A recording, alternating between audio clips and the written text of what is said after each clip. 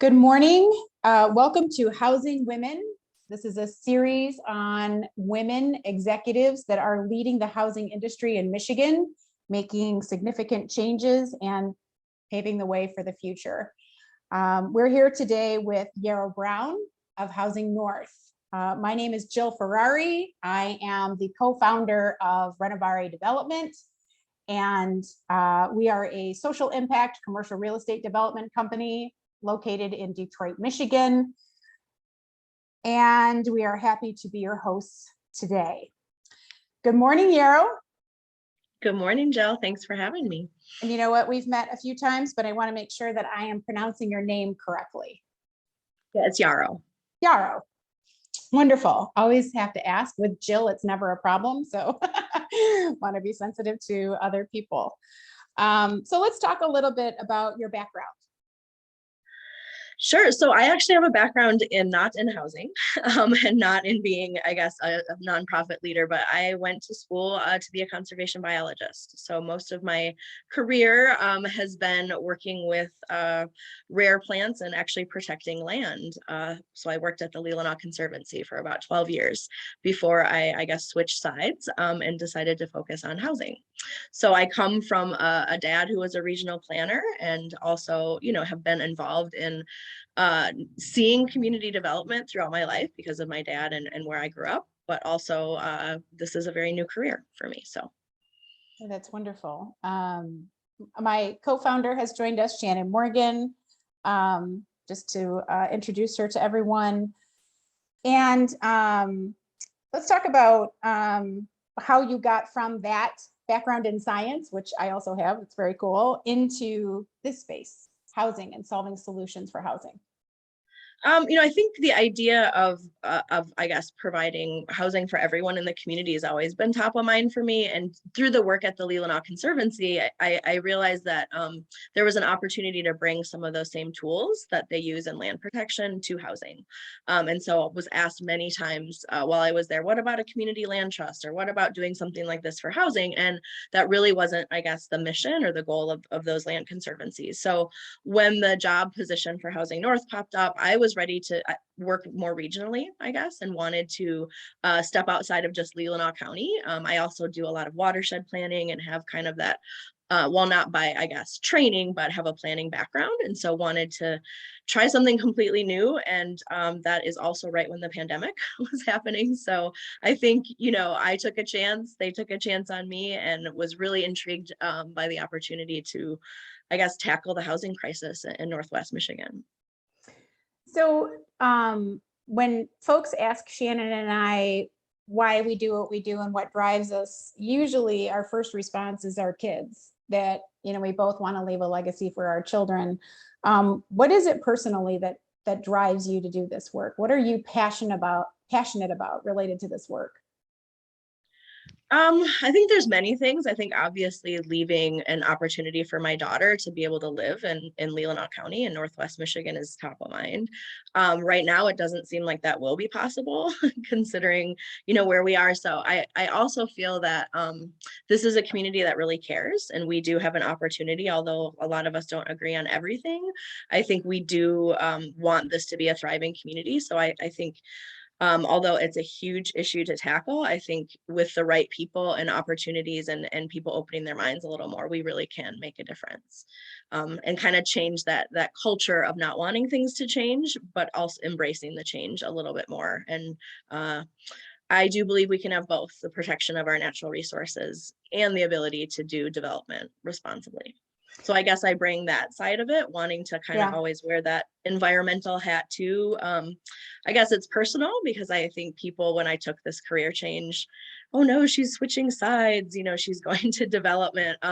But I think that it's all connected. And I think we need to work with those protecting natural resources. So we're doing development in areas that it does make sense, or we're not protecting areas that could be used, for responsible development.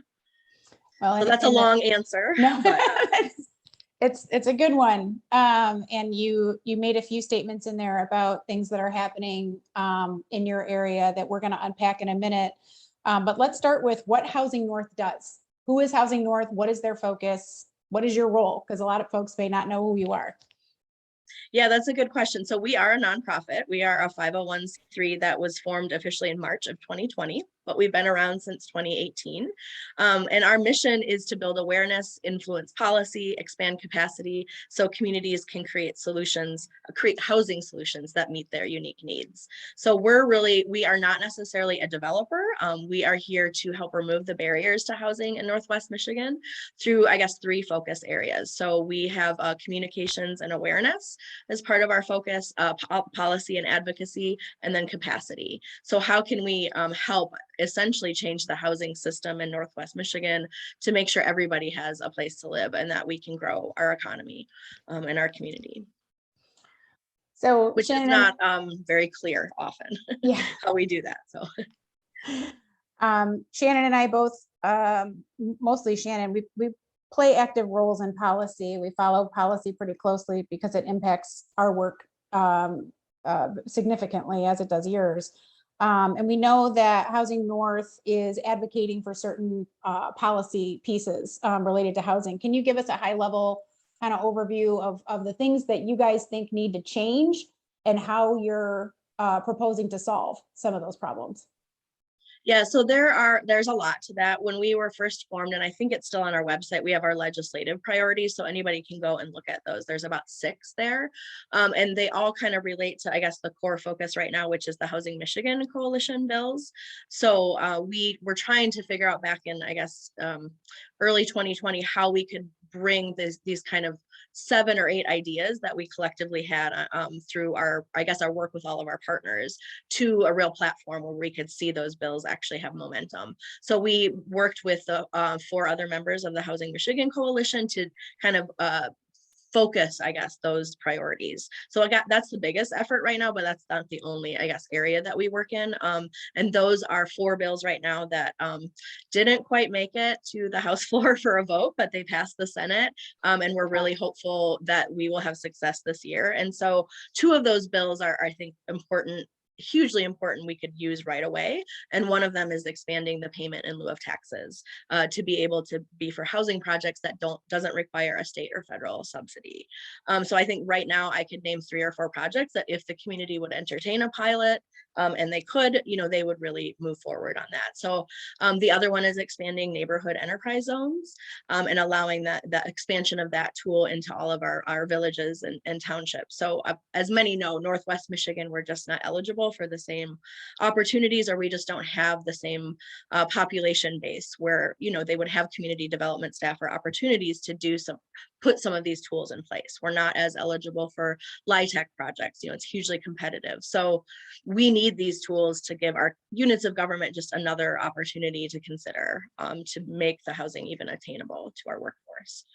There's 2 other bills, which I won't go into much detail, but I guess I would say to go online and learn about them because they are impactful and they involve more setting up districts for attainable housing and residential, or sorry, rehabilitation areas. So they're really important, but that is not the sole focus of what we do. We're also focused on local zoning changes as well. And I think a lot of the folks that are interested in this event are from Southeast Michigan and Detroit. And one of the reasons that I'm really excited to have you on board in our first event is to really help set the stage as a statewide issue. Housing is a statewide issue. And so can you give us just an idea, like what's happening in housing up in Northwest Michigan? I think there's a perception that there aren't that many issues up there because there aren't that many people up there, that kind of thing. And, I think Shannon and I know that small businesses are really struggling because of, the lack of workers, which is directly related to housing. So, but we really want to share your perspective on all of this, the housing industry situation up in Northwest Michigan with the folks that might be watching this from Detroit and Southeast Michigan. Yeah, so there's a lot there. I guess I would say that we are in a housing crisis up here. We are really seeing people displaced on all income levels. So even if you make a decent living up here, which they say a view of the bay is worth half the pay. So we always keep that in mind. But our wages just really aren't meeting, I guess, what housing prices are up here. And so many people are moving into our community from elsewhere. So from California, Colorado, because our homes are cheap, in that regard. And that's great. We want them to be here, but we just don't have enough stock for those that are currently living and working here. And so I think what we also have single family only zoning, or we tend to in many of our rural communities. And so we just can't meet the density need as you would see in other cities. People are, we have NIMBYs, as people know, and I've heard about what we also have, what are called bananas now. And that is build absolutely nothing anywhere near me at any time. And so we're not only going up against NIMBYs, but we now are going up against bananas who don't want to see change. So, if you can imagine not having enough housing to begin with, not having enough workers, to build the housing, zoning that really doesn't allow a lot of these, opportunities to get creative, as well as, the bananas and all the other things combined. So I think we are getting creative. There's a lot of development happening. You see a lot of development, but a lot of that is market rate development. And it's not going to be attainable for most of the people who live and work here and support, let's say, the tourism industry, the hospitality industry, firefighters, teachers, people in our schools. So we really just, I guess, need a diversity of housing is what I say. So we need anywhere from accessory dwelling unit opportunities in rural villages to just allowing duplexes and triplexes. Also thinking about ways that we can just encourage a higher density without really shocking that community, I guess. So some communities are ready to have apartments and are open to that, but some we maybe need to do a little bit of work to try to help them understand how these different types of housing fit into the community. So I hope that answers your question, but I guess I would say we are in a dire situation. There just isn't enough housing, and there are people moving here daily. And I won't go into short-term rentals, but that is impacting the numbers because we just don't have enough. Yeah. So it doesn't sound like the number of developers and qualified developers is the issue. It is all of the issues that you're tackling in your reform. It's all of these technical pieces related to housing that are keeping developers from moving forward. Yeah, I mean, I think it's also creating that environment for developers, so making sure we are developer friendly and we're not only focused on, say, nonprofit developers. We do have opportunities for all kinds of development. We just need to make sure our communities are ready for that, and we're not turning away opportunity. But I would also say it's tricky because we just don't have the workforce here because there isn't anywhere for them to live. So I think it's kind of like this, I think if we could get creative with incubating some workforce housing projects, which we are, that would really help be able to bring enough people up here to do the work to build the houses too. Fantastic. And you talked a little bit about it, but we've seen, there was a photograph, I think that Shannon shared of a brewery in Leelanau that was begging for housing for its employees. I mean, what is the small business climate up there right now because of this? Our small businesses are hurting. We had our first business engagement event at the Commons, the Village at the Commons, which is an incredible housing development. And the 8 people who attended, they employed probably up close to 300 people. And, wow. they, at least the sense, that I got there and the feedback was that they don't know how they can help as small businesses right now. And they really need some clear pathways to do that. And also connections with maybe different housing projects where they could look at long-term leases or invest in a small way, but they're not really ready to take on their own development or to be landlords or property managers. But they might consider it, if they had some clear pathways or partnerships that would help them with that. So they are really struggling, and we are seeing businesses not open fully inside because they can't staff it. We're seeing shorter hours. We're also seeing a lot of businesses close. So it's really impacting our I guess seasonal economy as well. But I think people just we are turning away highly skilled people in our region because we simply don't have the housing that is attainable for them. And you mentioned a few things, but on the flip side, what's the greatest opportunity right now, right? We've got all this ARPA money coming down. There's a whole bunch of brownfield money that I think Shannon's going to bring a national guest on in a few weeks to talk about. But with all this money, all these pots, what's the greatest opportunity right now? Is it more community land trusts? Is it, what do you guys see as opportunity coming down the road? That's a good question. I think being really clear about how those dollars can be used and where they go, and having a really clear structure and plan. I think there's some really good coalitions and programs out there, but not all of our communities in Northwest Michigan are going to be eligible to apply, and that money is going to go really quickly, as you know. For example, MISTA has a new opportunity out, but we as Housing North couldn't apply because we don't have development experience. So I think, we need opportunities to, I think, provide small developers to get involved in the game, as well as the larger developers. And I think we can't just pick one solution. It's kind of all of them. I guess I would say the brownfield TIF, as you know, or that land bank 2.0 opportunity is huge, but we really need to get our units of government and even some developers comfortable with that tool. And so, we're really open to any ways communities want to see that information with it, where it's not us telling them what to do, but it's saying, hey, here's an opportunity to consider. So I think more of those, how do you negotiate a pilot now that when these bills pass, right? Really not allowing those, I guess, to be bad words. TIF, pilot, how do we make those exciting, fun words, and really have our communities understand which tool to use and which opportunity, right? I mean, you understand that more than me as developers, but I think our communities and some developers don't want to use those tools, and that is one of the only ways we'll be able to create attainable workforce housing. Yeah, definitely.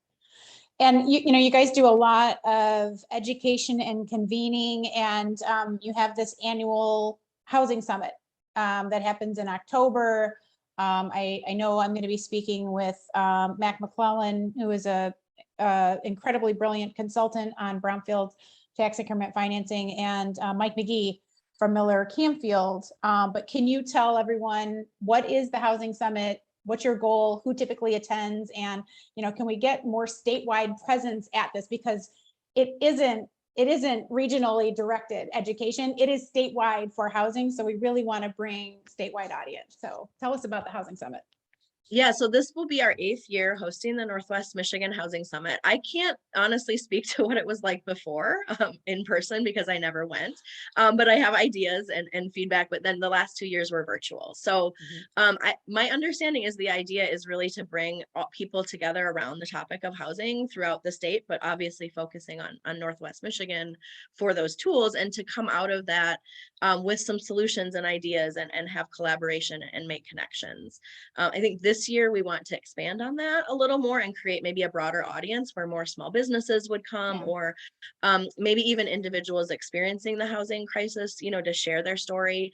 And we're expanding it to 2 days this year just because there's so much content, and we want to bring in, the first day will be focused on sort of updates, data heavy, statewide panels, getting sort of that state and regional perspective. And then the second day we want to dive into workshops, and we'll focus around our 3 areas. So capacity, communications, and advocacy. So there'll be an opportunity for people to kind of pick a track or move around between those topics. So if you want to get more involved in local zoning or advocating at the state or regional level, you can go that route. If you want to dive into projects and learn more about the capacity ideas, you can go that route.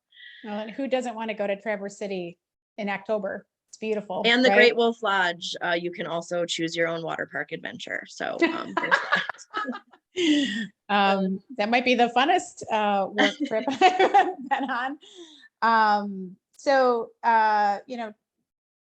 Typically, we would start answering questions, but I have a feeling that Shannon probably has a few questions. She's been very quiet, but so intensely involved in policy. So I'm sure Shannon has a few things that she probably wants to ask you. And I mean, Yara, your background is absolutely perfect for this position. And as Jill said, what we're trying to do is bridge the broader understanding that the housing crisis is statewide, and it looks so different. We talked about the tools that we're looking at, where we talked about the funding. But what does the future look like? If we were to keep building this toolkit that we've talked about and these resources, if you could continue with additional policy that is slated, what tools do you really need to bridge this gap? And overall with Housing North, maybe share some of the development opportunities that we're seeing, that could be somewhat different, because as we said, there's such a misconception to the groups, the local groups and the local stakeholders that we work with in southeastern Michigan and some of our urban cores, really identifying, how, and I think this sets a precedent of state policy, because state policy can't always be a one size fits all. And it's very unique how we look at tools for Detroit to how we look at rules. So maybe bridging the gap and, over what are the long-term goals? Yeah, so I'll mention a couple of things. I think, so we have a Housing Ready program and we're actually hiring 3 people right now. So if anybody wants to apply, and that's one of our programs, is really placing that, I guess, it's a shared capacity model where they do all things housing in that community for 3 years. So they're 3-year positions, and they're really there to help the communities who don't have staff or understanding or want more expertise, but also to kind of facilitate development and make sure they have housing ready opportunities and communities know where housing could go. So Steve Schnell has been doing that for 2.5 years in Charlevoix, and he is transitioning. And so we have Charlevoix, Emmett County, we already have someone placed, but we're hiring in Leelanau and in Manistee. So I think for us in Northwest Michigan, we have so much need to do that sort of background advocacy, communication prep, that these positions are really important. And I don't know that we'll have one in each county, but I think as communities want that work, what we want is that this to be grassroots. So I really do think the communities have to lead it. We're not coming in and saying, you need this. They are realizing they have an issue. They're forming an advocacy committee. They're reaching out to us, and then we're actually deploying advocates in that community to help when there's a housing project that needs support, or helping to vet it before it gets to the public, before there's an outcry and a misunderstanding. So I think that's a huge part of the work, and that needs to continue happening. And then the idea would be that either they'd be absorbed into the communities as a position, or Housing North would continue to find that technical expertise and where they need to be. That also helps us keep a pulse on our projects, because if you can imagine 10 counties, over 100 and some units of government, everybody wanting to know what stage and where projects are. I think for us, really knowing what projects have a gap to fill, where resources could be deployed and what stage they're at, it will be critical, so that we can make those connections and either connect with a program, with another partner, or figure out what that need is. So if there was a grant opportunity regionally, we could maybe get some resources. So I think it's a lot to tackle, but really for me, having much of a pulse on projects that are in progress or shovel ready is really helpful. And then to your point, Shannon, there's a lot of really cool projects happening. And I don't know even where to start, but I think we are getting creative with kind of mixed use and mixed level income housing in our region. So Common Grounds comes to mind, which we're hoping possibly to do some site visits on some of these projects when we have the housing summit. Fingers crossed, we can at least let people see what's happening. I think there's a lot of people looking at smaller square footage developments, or ways that could blend into the community, but also make them more affordable. So 1,000 square feet, 600 to 800 square foot units. Not everybody in our community wants a single family home. So we're really trying to figure out those creative solutions. I think accessory dwelling units has been a focus. So small ways even individuals can invest in housing. Off the top of my head, I'm sure there's a lot of projects. I can think of Joe Short, Shorts buying up a hotel, and thinking about transitional housing. These small businesses like Shorts and Cherry Republic and even Preston Feather are doing what they can. But I don't think it should fall all on, small businesses. And so I think really having those partnerships with a unit of government or another for-profit developer to bring both short-term and, attainable housing, it is an option. We can't just look at everything being completely affordable, I guess. We're at that point where it doesn't make a project will not be viable unless we bring in multiple aspects. So that's a lot. I'll talk about the bills in a second, but I just wanted to see if you had any follow up questions to that.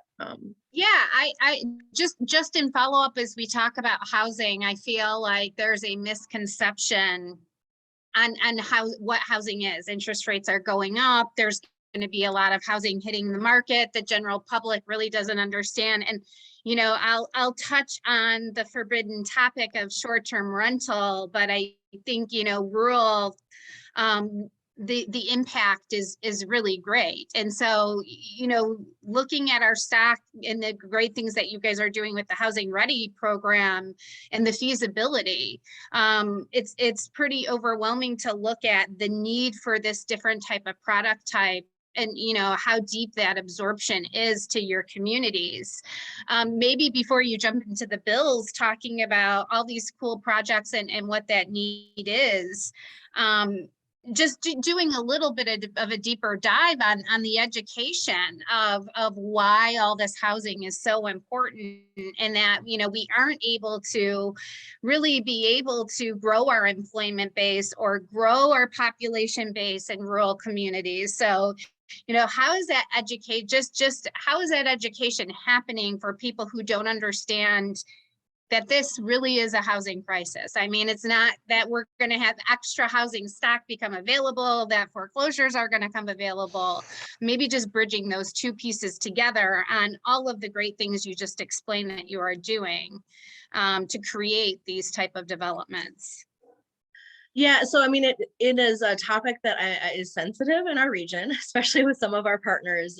But I will say that one of our 6 legislative priorities was to mitigate the impacts of short-term rentals on our year-round workforce.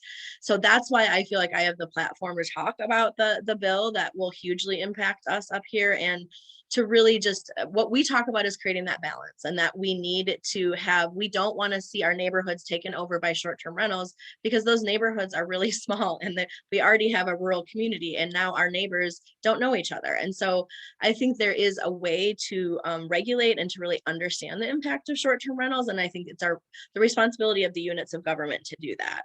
And I think we are seeing, even though we need short-term rentals, what we are seeing is people being displaced out of their year-round rentals to be converted to short-term rentals. And so that's really where we are hoping to launch pending grant funding, a rental preservation program, because we do know there are a lot of landlords who call regularly and say, I don't want to be a short-term rental, but I do have these expenses, or and so I think what we're trying to do, I know I have a policy intern. His name's Sean Bradley. He's from Princeton.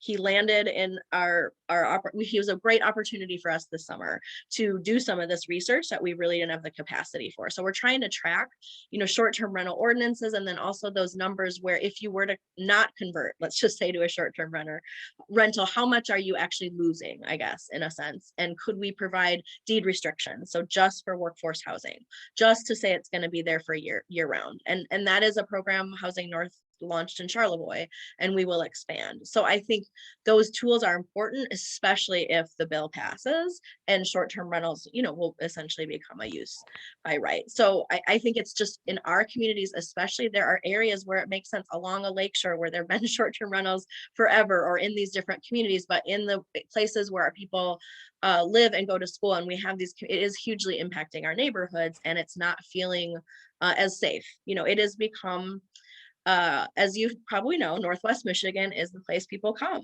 to visit and to have weddings and bachelorette parties. And, I think we need to be sensitive to creating that balance between, we want you to come here and we want you to enjoy it, but people still live and work here. And this is our community.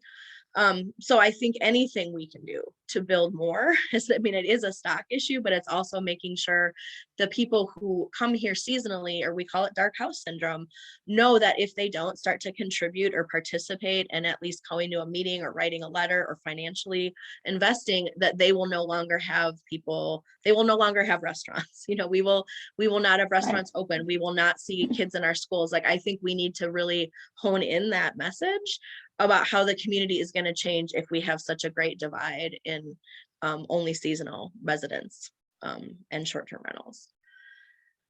So I don't know if that helps to answer it, but I think we do need to, we promote balance and diversity of housing and try to really focus on year-round people first, so that we can sustain our economy and have those people to build the houses and, to be part of the fabric of our community.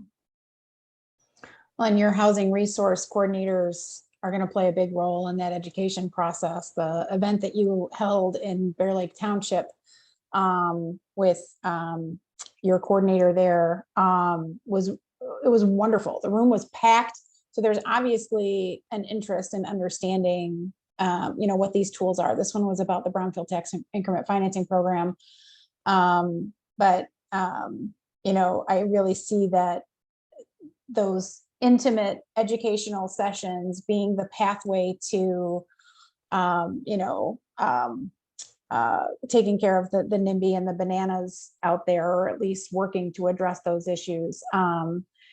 So I really applaud you guys in those efforts, because I think that's a big part of the solution, is just having those one-on-one meetings, answering questions directly. And I know you probably have a lot more of those in your future planned. Yeah, I mean, and I think it needs to be, kind of that neutral person to help put these on too. And I think having that person be able to respond directly to the community is really important. And each village or township has a different focus area, right? Yeah. One might want to look at community land trust. One might want to just be focused on, helping their short-term rental ordinance and an ADU program. So I think that is the awesome part of having these people placed in the program, or in those communities. Grand Traverse County, Benzie County, Antrim, they're all interested. And I think in growing this program, but I think trying to figure out what makes sense for each of those communities will be the right challenge. Can we share these positions? How do we, I think the number one challenge we'll find out in a few weeks is, how do we find people qualified enough to do this work, or that have that personality? Because you on any one day could be working with a county commissioner, to a developer, to leading a workshop, and really it's not easy all the time. Right. So, but I think our communities are craving this. And I think they also, what we need to remember too, is this work isn't going to be quick and overnight, and it's slow. And I have to be reminded of that too. It's slowly changing our housing, I guess, system in a sense, so our community really understands how to address it in a way that's going to be impactful. Our numbers are great. We need over 15,000 homes between 2020 and 2024. We're over halfway there. We will get some updated numbers here shortly, but we don't have a real good idea of our progress towards that goal right now. And I'd like to know more about that, but it's difficult. I think Shannon mentioned it earlier when she was talking about development opportunities. So I know there are sites or partnerships or other physical opportunities up there that Housing North is tracking. Is there anything or any specific piece of property or properties that you know of that are key opportunities for workforce housing and the types of units that you need up there?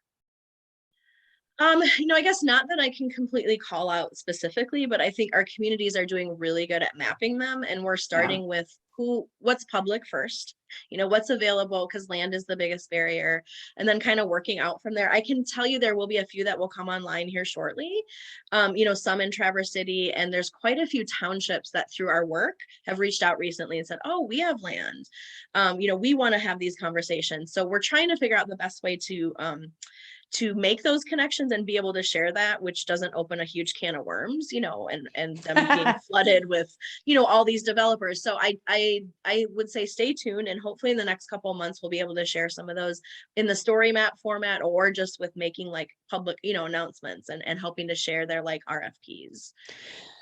Because there are, I would say, many, many opportunities that I think the biggest thing is getting them housing ready, I guess, and getting the zoning to the point where, or having that community, for example, let's just use one village, I don't know, name like maybe Acme or something, knowing that that planning commission would entertain a suite of options, because they're open. A lot of our communities don't know what they could have, right? So I would love for groups like Renovare or others to help us with those sort of examples to share too. Because when you have a blank slate, sometimes I think it's really intimidating for our communities to know what they want to do with it. Yes, and we've definitely fallen into those circumstances where we have a very eager and capable municipality, but the community hasn't been brought along the process for this public piece of property, and it's been very difficult. So I think one of the reasons we wanted to have you on first was because what you're doing with the combination of working with the municipalities on developing these tools and working at the state level to develop these tools, but also working at the ground level with the communities to become development friendly and development ready is absolutely key. Because, you know, when developers go through that process of spending money to site plan and design and all these things only to get shut down, whatever, I mean, it's really difficult. So what you're doing, the infrastructure that you're setting up for development in Northwest Michigan should be a best case example. And just really excited about what you're doing. Yeah. I hope so. You know, I think it is interesting when you're out there doing the work and sharing and, you know, trying to make all these changes. And Steve and I were talking about that, like, you don't think the message is being heard. And then you get a call a couple months later and somebody's like, oh yeah, I remember you did this one thing and now we're going to do that work. And so I do think it is slow, but part of it is also people looking to other communities and saying, hey, they're doing this really cool thing. We want what they have, you know, how do we do that too? And that's been really interesting. You know, I say all my counties have a different personality and a different need, and they're going to be at different stages. Wexford needs something totally different than Leelanau. And, Yeah. you know, I think the goal, of the Housing Ready program is to just be able to adapt and provide that service. And I think just to the folks in, you know, Southeast Michigan and other places, you know, we really don't have, how do I want to say this? I guess just that people are so uncomfortable with change up here because they're so not used to it, that it's hard to probably imagine how much work, you know, this takes. But it can really, you know, some of it's like territory, right? We don't want to share our parking lot. It's like that level, or we don't want, I don't know. It's just like they have these ideas that they can't change or that they're not able to use these tools. And I think that is one of the biggest challenges, is reminding how we can play nice in the playground and we can work across jurisdictional lines. And that is going to be really important, but not easy. Well, and it's a slow process, as you said, you know, and we keep talking about some of the biggest challenge when we use the word NIMBY. And by the way, banana is my new absolutely most favorite term I have heard. Like, I am gonna steal it, just so you know, and use it often, because as Jill will say, we live that world every day. But what, you know, explain, this education is just so key in setting the platform to develop for the future, you know, and having that patience that comes along with that. How are, you know, just a deeper dive in the Housing Ready programs, how are you guys facing head on, you know, NIMBY, especially in rural development? We're dealing with new types of housing choices. We're dealing with things that we as educated professionals know that we need different types of housing choices than maybe my generation or my parents' generation are used to.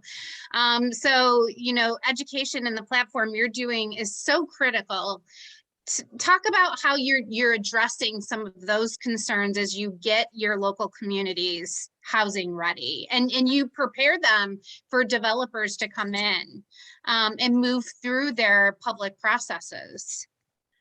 You know, that's a good question. I hire people who have a sociology or psychology background, to be honest. Yeah. Because I think that's key. But I also think it is really tricky because you are kind of sending them into the trenches and you don't know, you know, what is going to be coming at most meetings. So I think we will be interviewing for 3 positions, and I will let you know. But I think Steve Schnell was really the token person that could really do that work, even given COVID and having to be doing it remotely. But, you know, you need to be calm and you need to be able to, I guess, present it in a way that isn't divisive. And I think that's the one thing we try to do at Housing North is we're bicameral, bipartisan. We're working across all different lines and trying not to, it's all about housing, I guess. That's our one focus. But it's not easy. And I think some of it is getting ahead of it before it gets to that NIMBY place and being able to do some of that due diligence, having those one-on-one conversations, sending letters to the neighbors, you know, doing polls. I mean, they've had to do it. Staff have had to do that in many cases too in Traverse City. But I think in the rural communities, that's where the Housing Ready person can really come in. You know, and I can think of examples. So in Charlevoix right now, so we have the Housing Ready program, but in the Charlevoix area, they are starting their own market marketing campaign called Yes Charlevoix. So while we have the Housing Ready program, we also started this Homes for Our Future campaign early on, but it got confusing. But really, we need those local, very specific platforms in a area to be most successful, I think. So in Charlevoix, they have that group that's going to get behind projects and help that housing ready person. So I'll let you know. I mean, they're going to be at the housing summit. I mean, I think they're being successful, but that is one way that a community could say, okay, we're housing ready, but now we really need to take this to the next level. We have these 5 projects, they're mapped out. We want to see housing here. So we're going to need a really concerted campaign to make that happen in our community. So I think our work builds that and gets it going, but it is we're still going to need more, I guess, if it is really going to come down to fighting, I guess, the NIMBYs and the bananas out there, to help them see the greater community vision. I think that's part of it. I think people get that we need housing now. I just still think they don't want it in certain areas. So we have to work on Not that. in their backyard. Exactly. You know, and then Yeah. there's the height issue in Traverse City. You know, I think some of it is finding examples and ways that other communities have embraced change too, because we have, I mean, there are going to always be people who don't want to see Traverse City change or anything change, but what are those kind of small ways that we could do it? So then, like the trail system, I think is a good example. Everybody hates bike trails, but once they're put in, you know, they're like, oh, this was such a great idea. And I think some of it is creating those different community centers too, where everybody doesn't have to go to downtown. You know, we can have these developments that create community and housing. And I think that's really what we need up here too. And combining that with transportation, right? So I think our role is really critical in helping at times, you know, to bring all the players together and to remind people to talk to each other, like, not that they aren't doing it, but how do we make sure that transportation is at the forefront too? You know what, that's an excellent point, and it's something that we really wanted to bring into all of these conversations in this series. Shannon and I firmly believe that housing should be the state's #1 economic development priority. So let's talk a little bit about how your organization and your efforts are tying to the economic development efforts of the region and at the state, because I think we all know that businesses cannot grow in Michigan unless they have housing for their employees. And we all know how hard it is to attract new businesses when there's no places to put those employees that we're trying to attract. So do you guys have specific initiatives where you're working with economic development professionals? I wouldn't say very specific, but we are in touch with a lot of the chambers. So they're definitely key partners. And, you know, I guess we're trying to figure out the best way to blend and merge more. I think the 2 bills that did not make the Housing Michigan package, but are really important would be the employer housing tax credit bill and then the principal residence exemption bill. Yep. So, you know, I hope those will be brought up in 2023. And at the Housing Summit, we'll have some roundtable discussions to try to bring those things that are high priority. You know, there are some other bills like about streamlining the construction process. You know, I think that our employers and businesses are frustrated with how long it takes to do things. And so I think that ties into economic development. If we can streamline more of the processes, get people up here quicker, we can start to grow, you know, our economy. We don't have really good data right now on how this is really impacting our businesses, but we're trying to gather that. So, you know, it is tricky, but I think they're directly related. We work with NLEA, you know, we work with Traverse Connect and the chambers, and I think they are really at the forefront with the Northwest Michigan Chamber Alliance in supporting our housing bills too, because I think they realize how critical those are. Any change we can make to make it a little bit easier to have development for housing up here, I would say our partners are behind that fully. Well, and I love the ground up approach versus the top down, because, you know, MEDC is MEDC statewide, working from statutes and approved guidelines. But you know, the work you've done to gather local employers and really understand the site specific issues, you know, and taking everything to a hyper local focus is really what has to get done. But as I'm sure you'll tell us, it is a ton of work and requires a ton of resources, but it really is kind of the answer of what needs to happen across the state, because that's what you're doing. You're talking to these employers locally, understanding specific issues and opportunities, right? Yes, Charlevoix, and really combining all of those pieces together from a hyper local perspective. And I think it's fantastic. Well, thank you. And I can't take credit, I should say. Sarah, I should admit fully that Sarah Lucas, who's now the head of Office of Rural Development, and those who were behind, creating Housing North were really thoughtful in this approach. And to your point about MEDC, just quickly, I think for those downstate, we can't, while we have RRC or redevelopment ready communities, it's not always attainable for our communities to become RRC certified. And so Housing Ready, in a sense, is that RRC light, or it's a way to have our communities go through some process if they're not going to become RRC certified. And just to round out, I guess, the capacity part, or what we're hoping is that with our partners and in the next couple of months, create a structure where we could have some sort of regional housing fund through Housing North or some of our partners to deploy these resources for ARPA dollars, like setting up that structure and figuring that out. We're in that space right now, but we'd really be open to any feedback or ideas of how we can do that, so we can bring in philanthropy, CDFIs, and some community investment. And so we're doing that. And I know, people are probably wondering what we're doing in the capacity space. And I would just say we're working on it, and it's taking more time because it's very complex to think about really bringing those resources and making them impactful towards directly into housing projects. Which is a huge need right now. You guys are truly the missing piece, both as Jill said, both locally and regionally from all the statewide initiatives. We've had this big hole of, having great programs announced and technical assistance and RRC, and sometimes a higher level community understanding of needing housing, but the pathway to get there, the pathway to get through the public processes to educate the broader community has been missing in so many areas, including your area.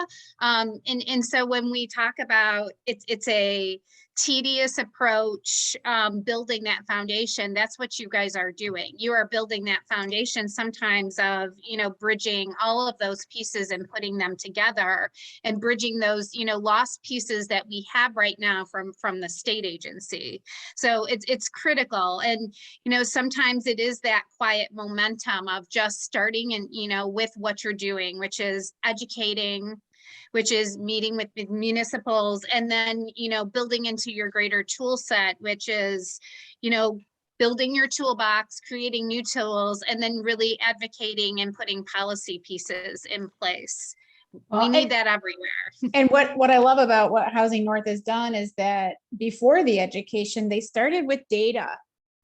With the targeted market analysis and the work that you guys have done, you have really dug into the actual housing needs of the region and then built your platform from that. So every step that you're taking is data-based, and that is absolutely critical, and hopefully, replicated across the state. No, that data was huge. And I think, my only hope is that we can get some data, post-COVID and really understand our rental numbers, because and what people would consider in the housing space, because we only really looked at what was existing, and those numbers are great, but it really only looked at single family duplexes, and that's fine because that's mostly what we have. But I think we really need to understand more about the types of spaces people would want to live in, and be able to talk more about the need for higher density units, because that I think is the rub right now. And I would love to well, I'll follow this, but hear more creative solutions for communities like ours that are putting in a higher density apartment, where communities maybe don't want that, or ways we could, increase that density that's more comfortable. And not that apartments are bad, but I do just think it's not part of our rural community aesthetic. But there's some really cool examples being brought, like Cadillac Lofts and others that I think are bringing that kind of urban feel to some of our communities, which some people are really excited about. So we're all learning, and I think it's exciting. We just haven't had enough data. So the fact that you guys are doing it have been a critical component of why you are moving projects across the finish line, because you are able to educate local leaders, legislators, municipal officials. They need data. So I'll be curious, no one else in the state has really done a deeper dive on data and Housing and Economic Development. So just even being able to see the numbers of businesses who need access to employers and be able to quantify it in such a way is going to set you guys apart as leaders in that space. And, you know, it's going to also, you know, complement and support your initiatives as you put policy, because you're going to have, now that we have been saying this, we know that it's the case. We, you know, Jill and I get calls from across the state about employers that cannot expand, people that have to shut down, actually, you know, small businesses that have to own their own housing if they have any way of, you know, getting any type of talent right now. But we don't have that in a measurable, quantifiable data set right now that, you know, can be presented to the state leaders and our legislators. And that's really key. And that's been a great piece of what you guys have been putting together. No, thank you. And I will just tell you one statistic, because we're putting it in a letter that's going out soon. When we track median home price in our region over 10 years, and then the average, or the AMI, we can say that real estate prices have grown twice as fast as wages over the last 10 years. Now, that's not as compelling as some of the statistics like from West Michigan and others, but I think that gives you an indication of why people are struggling here, because the wages just can't, you know, keep up with what the home prices are. Yeah. And so, yeah, I mean, it is a really exciting, but also dire time right now. So it feels like the work is so important. And I'm just, you know, excited to be able to share what we're doing, and then learn from others too, because we're certainly, this is very new. You know, these programs are very new. We a lot is hinging on their success. And so, you know, we really look to our communities for feedback, and this is collaborative. You know, we're not just out there kind of doing it on our own. We really want the communities to be, you know, giving us feedback too on our work and how we can improve. I think that's fantastic. We are close to running out of time. Just as a wrap up, we want to ask people to visit your website first. So the website for Housing North is HousingNorth.org. There you go. And from that website, folks can find the policy issues that you are promoting, and link to the Michigan Housing Coalition as well, and their efforts in the same arena. We want to encourage folks to attend the Housing Summit. Come up and hear about all of these incredibly creative things, and the details for that are also on your website. Yes, and I'll just say it's October 27th and 28th. Wonderful. Great time to be in that area of Michigan. If you need a ride, Shannon and I can drive you if you'll fit. And, you know, with that, you know what, Yarrow, thank you so much for your time today, and your passion and work in this area, because it's so critical. And you know, I personally think that knowledge sharing, whether it's at a municipal level or between agencies such as yours, is really what is going to you know, help solve some of the issues that we're facing. And so by, you know, being present today and talking about what you're working on, we really appreciate it. Well, thank you. And thanks for having me. And I know you guys have something really exciting going on right now that I got an email about. We do. We have a crowdfunding campaign through Small Change. It is www.smallchange.co. We are crowdfunding for an amount of money. It's an effort for us to bring the community into the financing of our work. It's general funding for all of our work. We have about 8 projects right now that are at some point of pre-construction around Michigan, from the Upper Peninsula down to Benton Harbor and Ypsilanti. And we're trying to set a precedent for other female-owned development companies to be able to raise operating capital through crowdfunding. We work with a lot of emerging female developers that are ready, able, capable to do this work. And, you know, we work to try to help them get started as well. So thank you for that plug. We appreciate it. And this event, Housing Women, will take place every 2 weeks on Tuesday at 10, and we will have various women in the housing industry join us to talk about the things they are doing, much like Yarrow, that are moving the needle. So thank you all and have a great day. Thank you. Thank you.